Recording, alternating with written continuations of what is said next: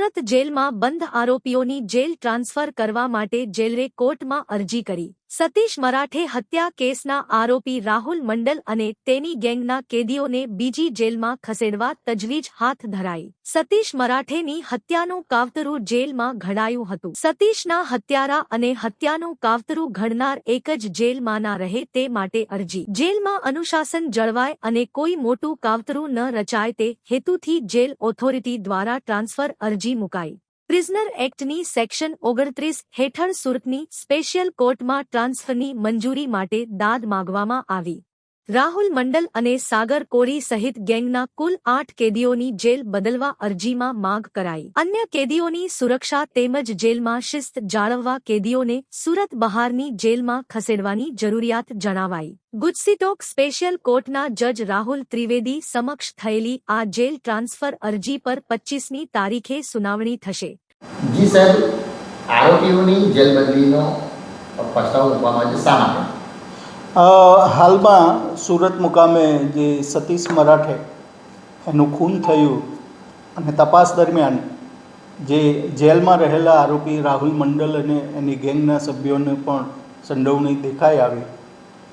ત્યારબાદ jail authority મારફતે એક અરજી સુરતની સેશન્સ કોર્ટમાં પ્રિઝનર એક્ટ સેક્શન 29 હેઠળ કરવામાં આવી અને એ અરજીનું મુખ્ય કારણ એ છે કે સુરત મુકામે ગુજસીટોક એક્ટ હેઠળના અંડર ટ્રાયલ કેટલાક પ્રિઝનરોને અત્યારે સુરતની જેલમાં રાખવામાં આવ્યા છે। એ ઉપરાંત સુરત બહારના પણ કેટલાક આરોપીઓ જે નામચીન આરોપીઓ છે તેને પણ જેલ ખાતે રાખવામાં આવ્યા છે।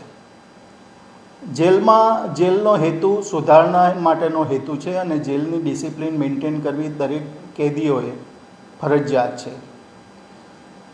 આ જે રાહુલ મંડલ ગેંગના સભ્યો એક જ જેલમાં છે, વારે ઘડીએ એના સગાવાલા મળવા આવે છે અને ફર્ધર કોઈ જેલમાં બેસીને કોઈ મોટું કાવતરું ના કરે અને કોઈ મોટા ગુનાને અંજામ ના આપે, તે ઉપરાંત જેલનું ડિસિપ્લિન પણ મેન્ટેન રહે, બીજા કેદીઓની પણ સેફટી રહે, આ બધું જોતાં જેલ ઓથોરિટીને એક જરૂરિયાત લાગી કે રાહુલ મંડળ અને એની સાથેના બીજા 7 સભ્યો એટલે કુલ 8 સભ્યોને સુરત ખાતેથી બીજી જેલ ખાતે ખસેડવાની જરૂર છે।